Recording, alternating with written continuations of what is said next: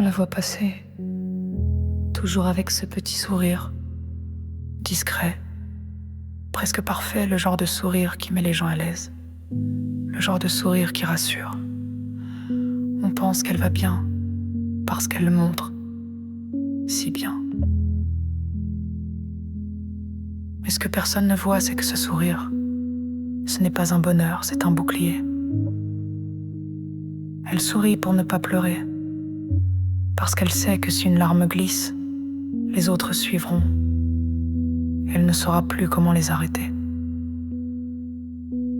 Elle a appris à masquer ses tempêtes, à cacher ses tremblements derrière des ça va, à transformer ses douleurs en gestes simples, en attention pour les autres. Elle s'occupe de tout, elle pense à tous. Mais qui pense à elle? Elle a ce regard un peu lointain parfois, quand elle croit que personne ne la regarde. Elle baisse les yeux quand on lui demande comment elle va, parce qu'elle ne veut pas mentir. Elle ne veut pas non plus s'effondrer. Elle est forte. C'est ce qu'on lui dit toujours. Tu es forte. Tu gères tout.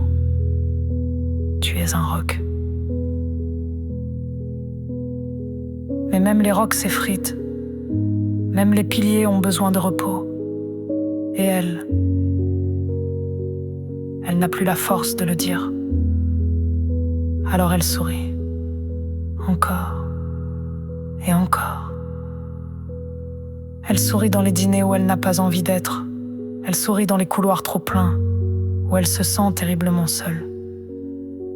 Elle sourit pour ne pas alarmer, pour ne pas décevoir, pour ne pas faire de vagues. Elle sourit parce qu'on l'a élevée comme ça, parce qu'on lui a appris à être discrète, à ne pas faire de bruit, à être douce, effacée, solide. Mais personne ne l'a jamais autorisée à craquer. Elle porte ses douleurs comme on porte un sac invisible, toujours plein, toujours lourd, mais qu'on ne peut pas poser. Et parfois, dans le noir, quand elle est seule, elle pleure enfin, silencieusement, le visage dans l'oreiller, le cœur ouvert, sans personne pour le consoler.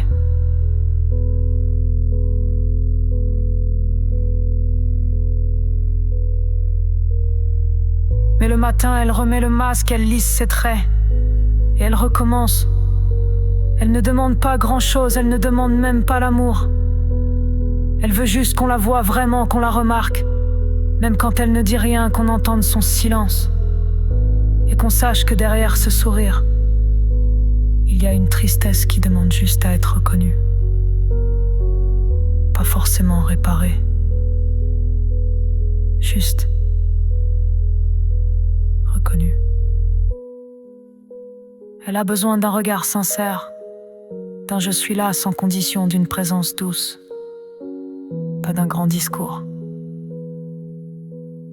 Et si tu l'écoutes, si tu tends vraiment l'oreille, tu verras que son silence parle fort.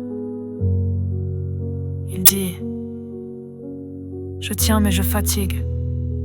J'ai besoin qu'on me serre la main. Je suis là pour tout le monde, mais est-ce que quelqu'un est là pour moi ?» Elle ne le dira pas, elle ne sait plus comment. Alors elle continue jour après jour, avec ce sourire fragile, ce sourire héroïque. Mais un jour, quelqu'un verra, quelqu'un entendra, quelqu'un saura. Et ce jour-là, elle n'aura plus besoin de sourire pour cacher. Elle sourira pour de vrai, avec tout ce qu'elle est, avec tout ce qu'elle a gardé trop longtemps.